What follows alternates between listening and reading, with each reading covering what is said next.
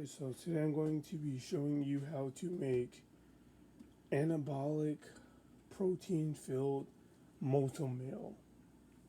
Now, I've inspired this recipe from watching several other people.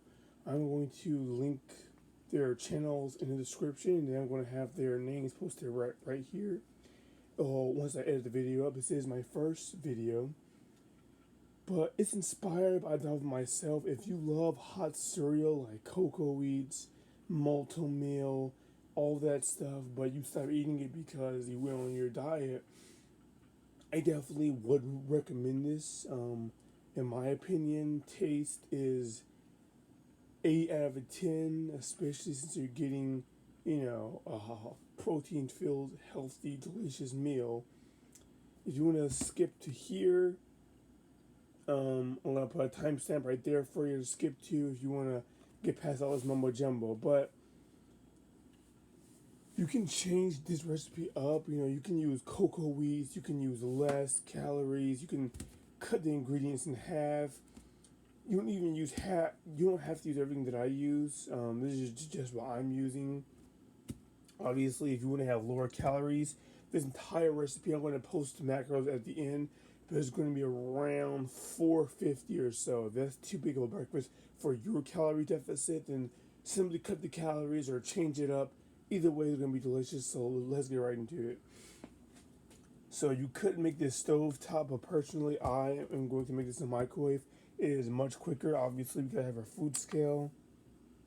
I'm gonna put the bowl on top, and we're going to weigh out 50 grams of molten meal. Again, if you want to do less or more, you could do 40 grams. You could even do 30 grams if you want. If you want just a small little, a small bowl of it, hey, you can do that. But my calorie deficit, I'm at like 1,800. I'm going to eat me a 400 calorie breakfast and go from there. So it works very well for me. Again, we're going to be getting a 50 grams of molten meal. Almost there.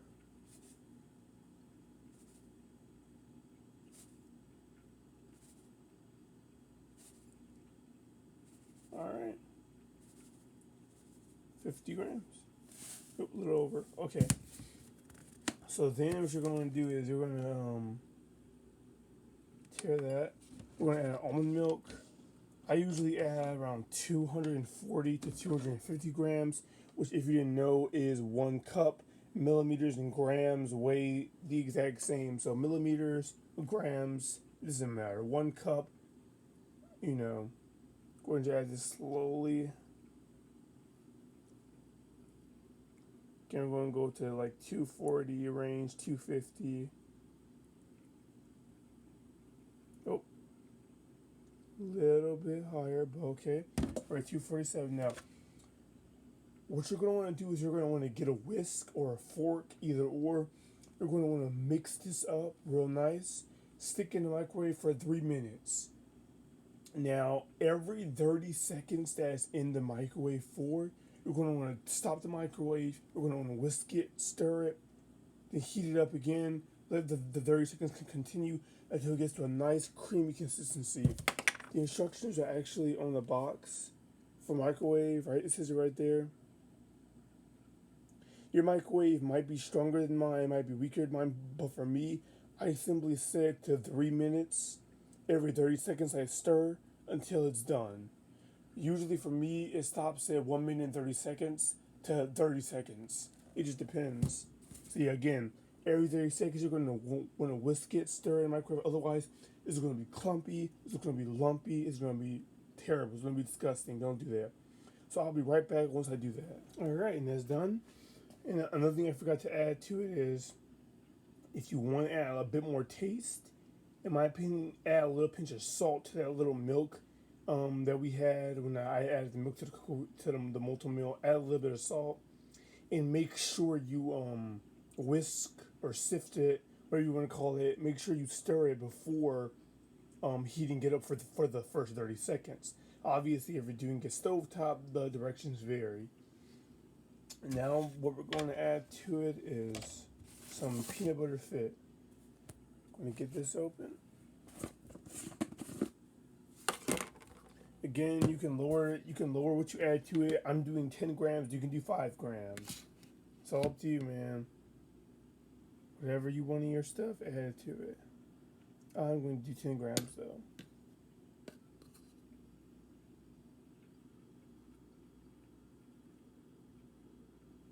Alright, 10 grams right on the money. 10 grams of that. Then we're going to add 3 to 5 grams of cocoa powder. Again, 3 to 5 grams, it really doesn't matter. Hey, if you're a cocoa lover, you could do, 10 grams. It's up to you. For my calories, I'm going to personally do 3 grams. I think it tastes really good at that level. You're getting very little calories. Alright. Alright, and here comes the protein powder. Now, I have not tried 100% whey protein for this recipe. If you have casein protein, it might mix better with the hot cereal. This protein right here by Quest is going to be 40% casein, so it's not even 100%. I'd imagine if you have 100% casein, it's going to mix better, even more so than mine. Like Golden Standard's 100% casein protein, but I have Quest right now, so I'm going to use that. Let's get this open. Alright. And again, we're going to add 25 grams of the casein protein. Again, lower calories, I would recommend you add 18 grams. I have tested it at that level and it seemed to taste good to me. I find 25 grams is more protein. And again, I don't mind the calories. For that extra taste, it's amazing.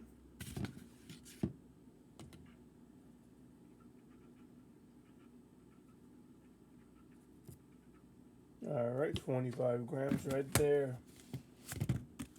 Alright, I might lose a few of you here. If you don't like Greek yogurt, I hate Greek yogurt as well. But I can assure you in this recipe, you are not going to taste the Greek yogurt. You're really not going to taste it, I'm telling you. We're only going to do 15 grams of Greek yogurt. It's adding protein, it's making the hot cereal thicker, in my opinion. It's making it more filling, and it just, really I use it as a substitute for butter. Again, you really won't be able to taste this yogurt at all, I'm telling you. Alright, I know in some recipes you can really taste that Greek yogurt, and it really ruins the recipe in my opinion, but I can assure you with this one you won't be able to taste it at all. Alright, now that you have all that, you can add whatever sweetener you want. I have stevia, so I'm going to go grab that real quick and I'll be right back. Alright, again, sweeteners are optional. Right here I have Swerve, brown sugar, and I have stevia, 0 calorie sweetener. Now again, you can use any sweetener you want. I know there are a lot of other 0 calorie sweeteners out there. I find stevia is a very good sweetener. It doesn't have that sucralose in it. You know, some people say it doesn't do much to you. I prefer nitroglycerol, as James would say. So add a little bit of this. I just do 4 grams. I find that to be the sweet spot. And again, these are calorie-free sweeteners, so these won't do much. And then I always add a little bit of the Swerve brown. Again, you don't have to add this. I have eaten this without this, and it just tastes amazing. I'm gonna add just that might be a bit too much, but hey, you can never go wrong with too much sweetener. I'm gonna mix this up and I'll be right back with you. Got it all stirred up. You know, guys, I just tasted some of it, and after tasting it, I'm telling you right now, it's not no longer an option. You have to add a small pinch of salt before you start heating it up, because that really just enhances and boosts all the flavors. Now, right here, you could be done. You could call it a day and eat this, you know, bowl of deliciousness, but I'm going to go a step further, and we're going to add in some of Lily's sugar-free dark chocolate chips. Again, if you don't have that, if you have Hershey sugar-free or you have any other brand, it's going to work wonders for you. Just make sure it's sugar added and no sugar added, and it's low in calories. I have Lily's right here. I have the dark chocolate version, so we're going to use that. And we're going to add about 8 grams of chocolate chips. We'll just sprinkle them around real nicely. I know, again, bad lighting, bad everything. This is my first video, so gonna have to do this better in the future, but again, 8 grams. Again, you could do less, right? See, 6 grams. That's plenty. You could do 3 grams. You don't even have to do chocolates at all. It's all up to you and what your calorie intake is. I can assure you are gonna love this. It is amazing. All right, right there, it is now complete. You could add a dash of cinnamon on top if you love cinnamon. You could add some fruit on top. Honestly, you could add whatever you want. I'm going to post all of the macros for you right here. Again, it's going to be around 400 calories. I mean, like 450 to 470 calories, depending on what you use per bowl. I'm going to put the exact macros right here as well as the instructions to make this in the description. So maybe you don't even have to watch the video because, again, this is my first video. It's probably pretty bad. But this recipe is amazing. You guys have to try it.